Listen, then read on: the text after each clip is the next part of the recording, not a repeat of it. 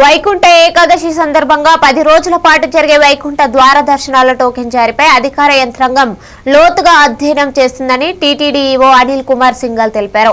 భక్తుల సౌకర్యం, భద్రత మరియు దర్శన సమయాల సమన్వయం దృష్ట్యా సమగ్ర ప్రణాళిక సిద్ధం చేస్తున్నామని చెప్పారు. వచ్చే వారం రోజుల్లో టోకెన్ జారీ విధి విధానాలపై పూర్తి ప్రకటన విడుదల చేస్తామని వెల్లడించారు.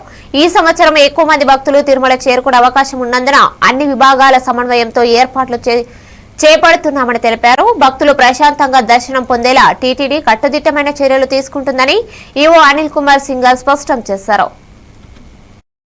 ఆ ఉత్సవాలు నిర్వహించాలని టీటీడీ బోర్డు నిర్ణయం తీసుకుంది. అంతకుముందు తిరుపతిలో టోకన్స్ జారీ చేస్తున్నప్పుడు కొంత ఇబ్బంది ఎదుర్కొన్నాం. ఎటువంటి ఇబ్బంది రాకుండా ట్రాన్స్పరెంట్ గా ఏ విధంగా ఈ టోకన్ ఆన్లైన్ ఆఫ్లైన్ మొత్తానికి సిస్టమ్ ఏ విధంగా ఇంప్లిమెంట్ చేస్తే బాగుంటుంది దాని మీద ఒక డీటెయిల్డ్ గా ఎక్సర్సైజ్ చేసుకోవాల్సిందిగా నిర్ణయించుకున్నారు. అయితే అడిషనల్ యువ గారి ఆధ్వర్యంలో అధికార యంత్రాంగం స్టడీ చేస్తూ ఉన్నారు డిఫరెంట్ పాసిబిలిటీస్. ఈ పాసిబిలిటీ స్టడీ చేశాక త్వరలోనే అంటే ఫైనల్ డిసిజన్ ఏ విధంగా చేస్తే బాగుంటుంది అనేది మీడియా ద్వారా భక్తులందరికీ తెలియజేసుకోవడం జరుగుతుంది. 10 రోజులు